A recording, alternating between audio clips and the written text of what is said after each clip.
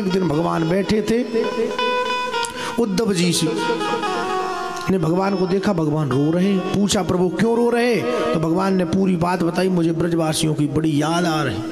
उद्धव हंसने लगे, प्रभु क्या ये आप बचपना कर रहे हो, आप भगवान हो, ऐसे रो रहे?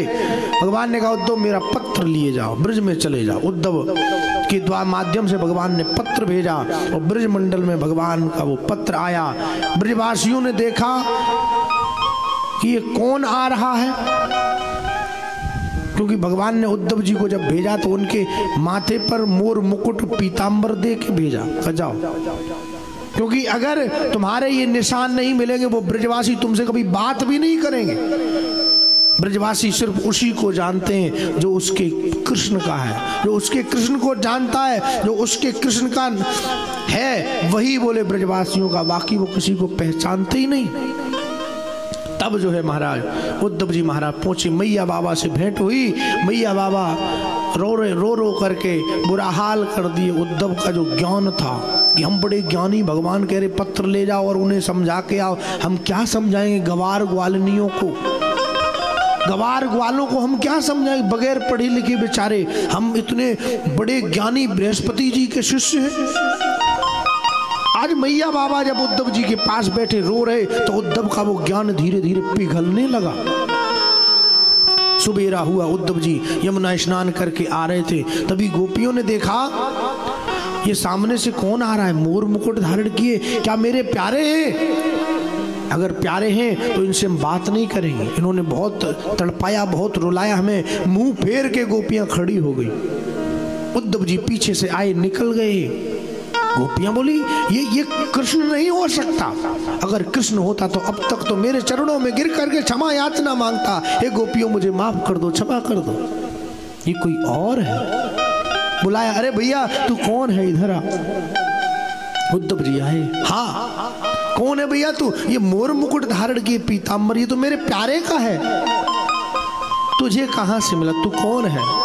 मैं कृष्ण का मित्र हूं उद्धव।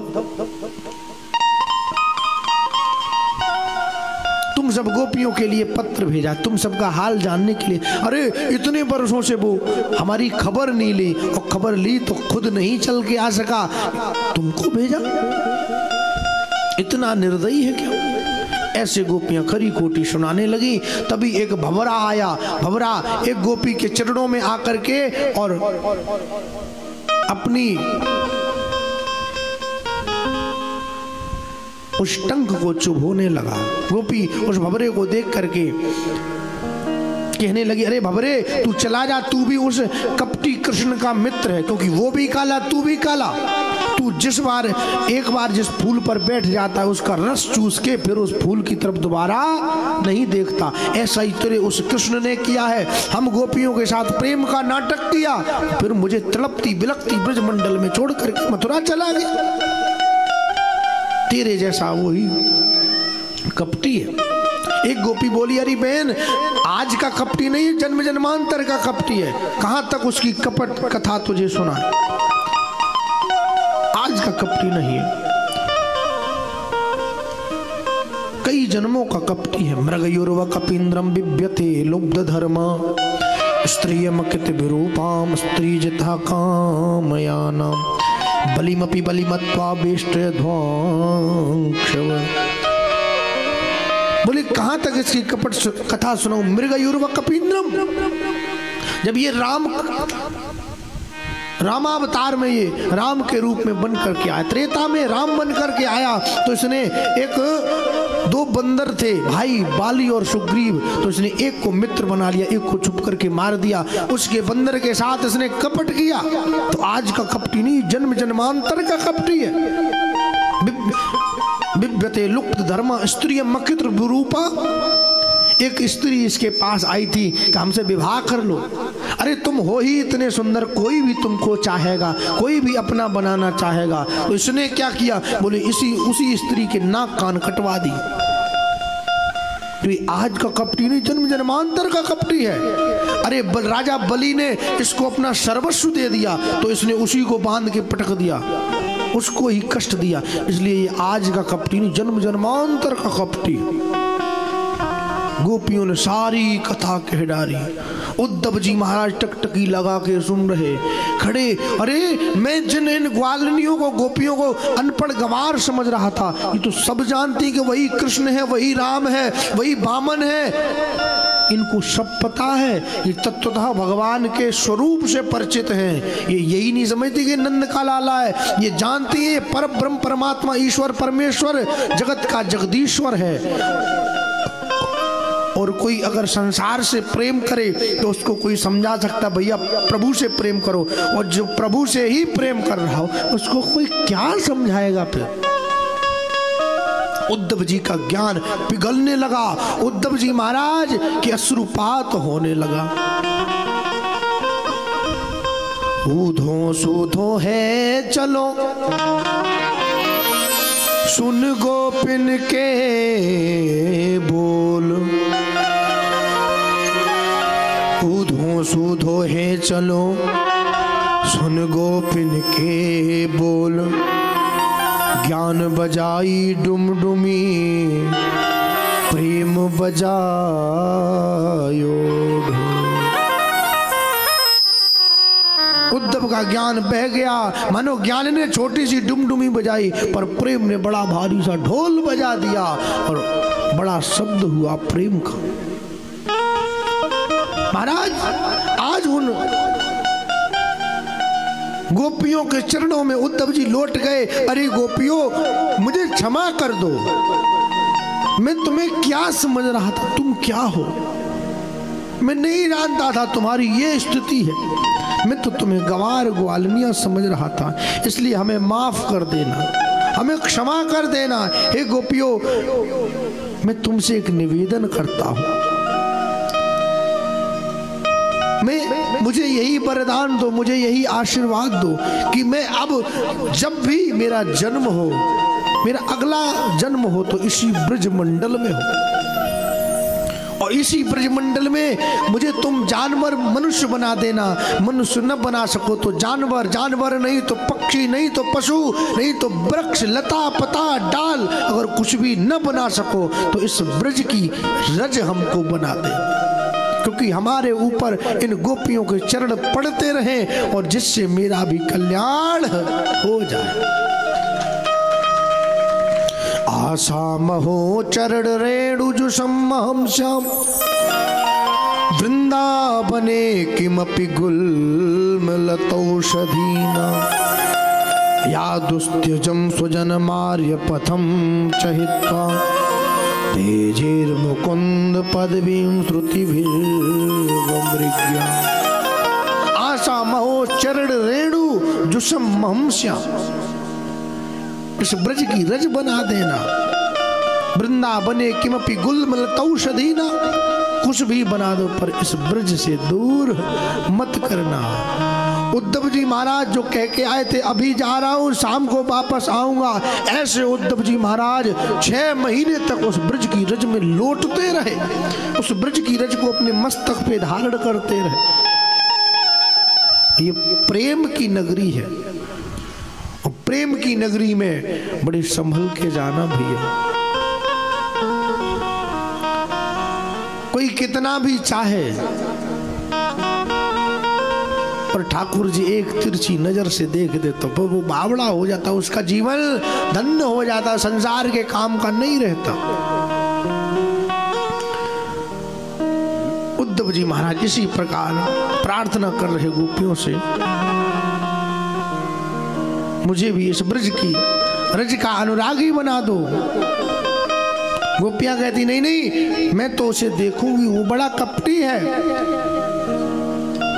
प्रेम से गोपियां उद्धव जी को लाड़ दुलार कर रही। भगवान ने विचार किया उद्धव जी अभी तक नहीं आए, तब तक 6 महीने के बाद उद्धव जी गए। भगवान ने देखा तो सामने से उद्धव आ रहे, और उद्धव की वो स्थिति, उद्धव को अपने शरीर का कोई ख्याल नहीं, तन पर ब्रज धूलि लगी है, माथे का मुकुट टेढ़ा हो रहा है, कोई नहीं, पीतांबर कहीं जा रहा है, कोई मतलब नहीं, आंखों से अश्रुपात हो रहे, अश्रु ढर रहे। दौड़ दिए जहां प्रभु को सामने पाया, उद्धव जी कहने लगे तुम बड़े कपटी हो, तुम बड़े क्रूर हो, तुम बड़े निर्दयी हो। भगवान ने जहां ये शब्द सुना, भगवान दौड़ पड़े और जाकर के उद्धव को सीरियस बोले, उद्धव मैं यही तो चाहता था तुम्हारे अंदर, यही प्रेम हो, क्योंकि तुमने सदैव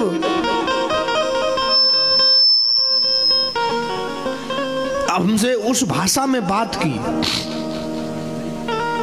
हमसे राजाधिराज महाराज श्री कृष्णचंद्र इस प्रकार के बड़े ऊंचे लेवल के शब्द हमको बोले, सम्मानित शब्द बोले।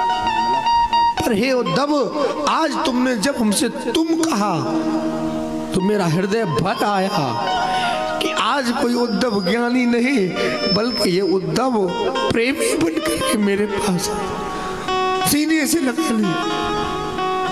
भगवान रोने लगे, उद्धव जी महाराज भी रो रहे।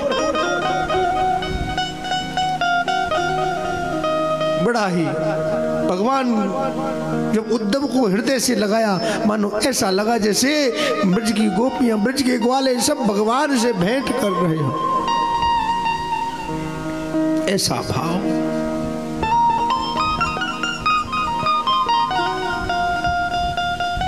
अखियां हरि दर्शन की प्यास, मिल गए उद्धव जी महाराज।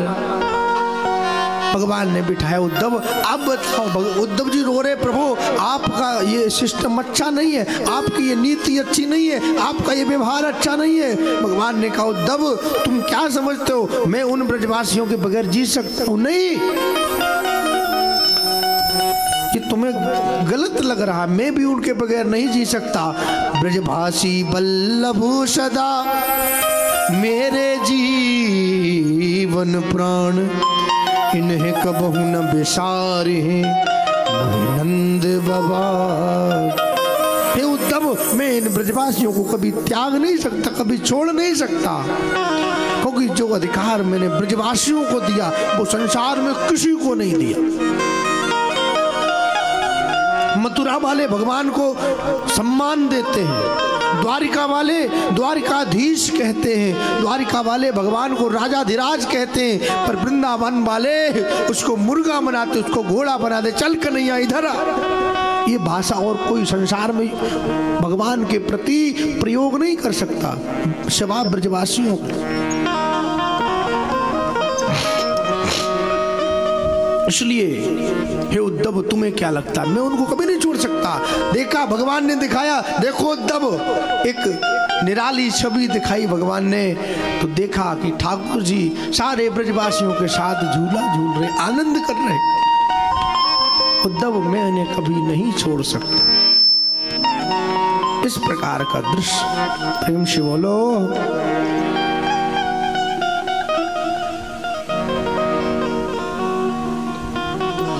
महाराज उद्धव जी महाराज उस दिन से दीवाने बन गए। भगवान बोले, उद्धव मैंने तुम्हें इसीलिए भेजा था कि तुम्हारा जो ज्ञान है, बहुत तुम बड़े ज्ञानी बृहस्पति जी के शिष्य हो। बृहस्पति साक्षात वृषणी नाम प्रवरो मंत्री, उद्धवो बुद्धि सप्तमा। तुम्हारे अंदर सारी क्वालिटी, सारी डिग्रियां एक से एक अच्छी हैं, पर ये भक्ति की डिग्री नहीं थी।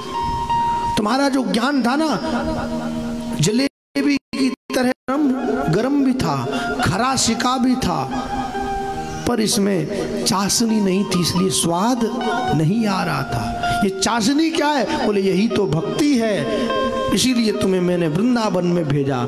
वहां ब्रज की भक्ति की चाशनी में तुम्हारा जब ज्ञान डूब करके आया, तो आज देखो तुम भी प्रेमी बन गए, तुम भी पागल बन गए, तुम भी दीवाने बन गए।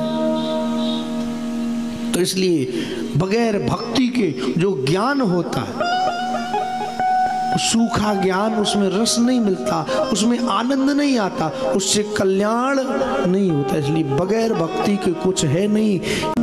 ये प्रेम की परिभाषा है।